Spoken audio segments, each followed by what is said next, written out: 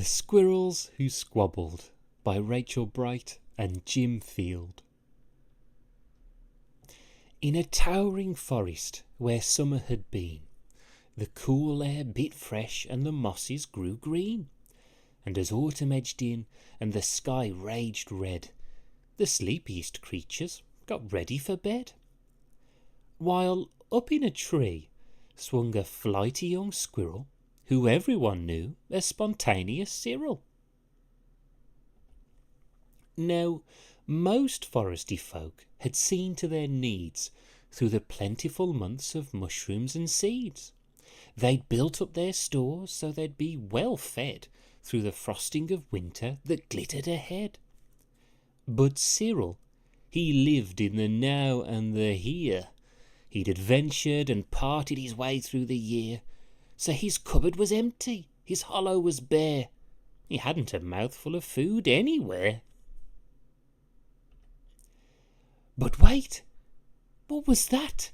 Over there! Take a look! A single lone pine cone wedged in a nook. He squealed with delight, and for very good reason. For inside were the very last nuts of the season. But Cyril wasn't alone. There were more hungry eyes. Yes, plan-ahead Bruce had his sights on the prize. Though he'd gathered a mountain of bounty, hard fought, Bruce was convinced he was one pine cone short.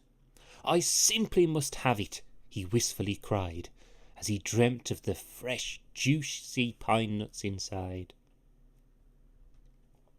So as Cyril set off on his way to the ground, Bruce, he was also last pine cone bound. They sprinted and scurried with no time to gamble. They scratched at the bark in their scampering scramble. But their panic and haste shook the tips of the spruce, and the pine cone, it trembled, and then it came loose. Both squirrels gave chase at a lightning pace.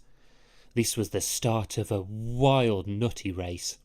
"It's mine!" shouted Cyril. "No, mine!" hollered Bruce. "You don't stand a chance. Give up, it's no use." "I'm hungry," cried Cyril.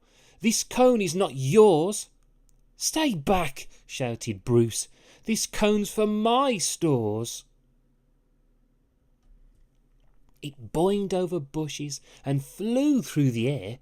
It binged on the nose of a slumbering bear. It bounced over boulders, then came to a stop, then teetered and wobbled and quivered and plop! Both squirrels followed. Oh, the water was fast! Would they learn that they needed each other at last? But each was intent on how he could win, so they didn't quite notice a bird sweeping in. Cyril and Bruce, they watched in dismay as their cone disappeared up, up, up, and away. "Come back!" shouted Cyril. "There are nuts!" exclaimed Bruce. But all hope was gone.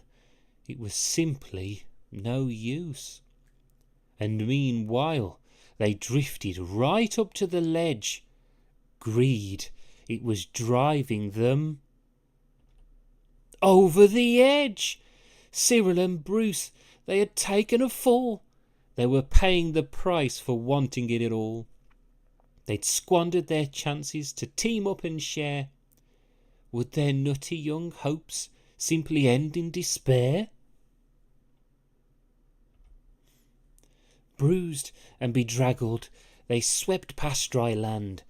Cyril grabbed at a branch with a trembling hand. Catching Bruce with the other, he heaved and he huffed, and dragged him to safety with panting and puffs. They stared at the sky, quite lost in deep thought, until Bruce looked at Cyril and let out a snort. "How silly we are," he proclaimed, all a jiggle. How greedy I've been, spluttered Bruce with a giggle. We shall change from today. May the squabbling cease.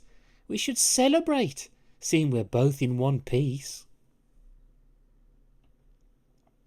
From that day and forward, they made a great pair. They would gather together and found they could share. Yes, Cyril and Bruce, they knew in the end,